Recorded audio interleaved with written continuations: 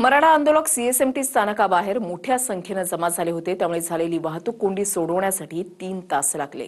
पाहूया।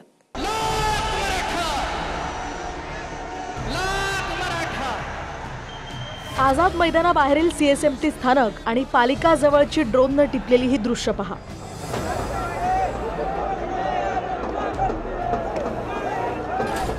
मराठा आंदोलनाचा हा दुसरा दिवस आहे आणि इतक्या मोठ्या प्रमाणात आलेल्या मराठा आंदोलकांमुळे झालेली ही वाहतूक कोंडी ही पहा।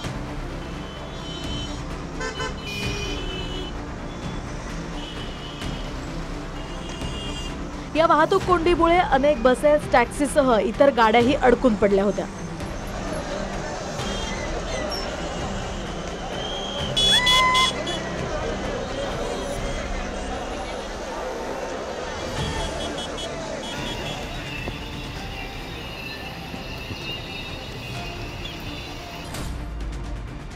ही वाहतूक कोंडी सोडवण्यासाठी तब्बल 3 तास लागले।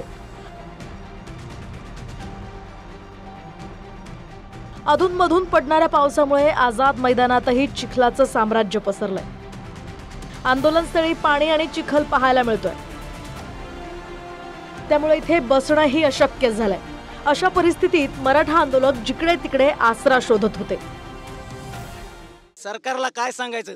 सरकारला जर हा चिखल दिसत नाही, ही मराठ्याची व्यथा दिसत नाही, सरकारला हा आणि ह्या बीएमसीला मुंबईमध्ये आलेले मराठे दिसत नाही। इथं सकाळी पहाटे रेल्वे स्टेशनवर फॅनची स्पीड वाढवली जाते। ही फॅनची स्पीड मराठ्याला त्रास देण्यासाठी वाढवली जाते। इथे ग्राउंडवर बाथरूमची व्यवस्था नाहीये, इथली लाईट बंद केली जाते। जाणून बुजून मराठ्याला हा दिलेला त्रास आहे। या ठिकाणी वाहतूक कोंडी सोडवण्यासाठी रॅपिड ॲक्शनची फोर्स तैनात करण्यात आली। त्याच वेळी काही काळ गोंधळही निर्माण झाला होता।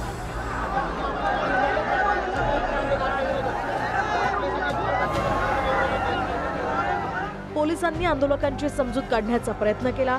दरम्यान जॉईंट सीपी सत्यनारायण चौधरी यांनी देखील आंदोलकांसोबत चर्चा केली। तुमच्या पोलीस प्रशासन मराठा आंदोलकांवरती आरोप करते की बाबा मराठा आंदोलक दारू पिऊन आले। तुला असं वाटतं नाही पिलेले आहेत भरपूर? नाही पिलेले। तू नसशील पिला, मला हरकत नाहीये, मान्य। मी म्हणत नाही की प्रत्येक जण दारू पितो, पण अनेक दारू पिलेले आहेत हे आम्हाला माहिती आहे। आमचं त्याशी काही घेणं देणं नाही। हॉटेल बंद ठेवले, दारूची दुकानं चालू ठेवलेत। टेस्ट करायच्यात का? मी तुम्हाला सॅम्पल टेस्ट दाखवून देईल। त्या पाठोपाठ मनोज जरांगेंनी मराठा आंदोलकांना रस्ता मोकळा करून देण्याचं आवाहन केलं। आपण सगळे रस्ते जाम आपण आधी बोललो होतो, सरकार आपल्याला सहकार्य करत नाही म्हणून आपण मराठा सुद्धा मुंबईत जाम करणार। मराठ्याने केली पण मग आता ते सहकार्य करायला लागले, त्यांनी परवानगी दिली तर आपण काय सहकार्य करायचं ठरलं? फक्त त्यांच्या रस्त्यावरच्या मुंबईची जाम झाली ती रस्त्यावरच्या गाड्याकडून मुंबई मोकळे करा। जरांगेंच्या आवाहनानंतर मराठा स्वयंसेवक रस्त्यावर उतरले।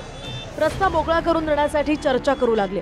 पोलिसांनी आणि स्वयंसेवकांनी एकत्रित आंदोलकांना बाजूला केलं।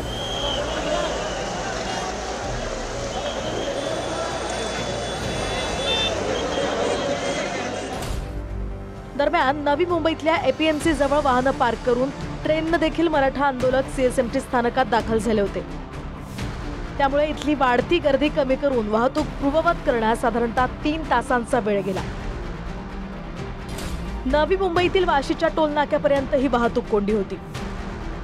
गर्दीला आवरताना वाहतूक पोलिसांना अक्षरशः तारेवरची कसरत करावी लागली। मुंबईत पार्किंगची जागा न मिळाल्यामुळे एपीएमसी मार्केट परिसरात वाहनं पार्क केली गेली। नवी मुंबईत वाहनं पार्क करून आंदोलक ट्रेनने आझाद मैदानात गेले। फ्रीवेवर सुद्धा वाहतूक कोंडीसारखं चित्र पाहायला मिळालं। दुतर्फा पार्क केलेल्या गाड्यांमुळे रस्त्यावर प्रचंड गर्दी झाली। आंदोलकांच्या वाशीपासून मानखुर्दपर्यंतच्या वाहनांच्या लांबच लांब रांगा लागल्या आहेत। त्यामुळे मुंबईच्या दिशेने जाणाऱ्या वाहनांना वाहतूक कोंडीचा मोठा फटका बसला होता। ओबीसीतून मराठा आरक्षणाची मागणी मनोज जरांगेंची आहे आणि या मागणीसाठी जरांगे आझाद मैदानात उपोषणाला बसलेत। त्यामुळे मुंबई, नवी मुंबईच्या परिसरात मोठ्या प्रमाणात मराठा आंदोलक असल्यानं मुंबईकरांची काहीशी गैरसोय होतीये. रवी खरातसह कृष्णा सुमारवाडकर, TV9 मराठी, मुंबई.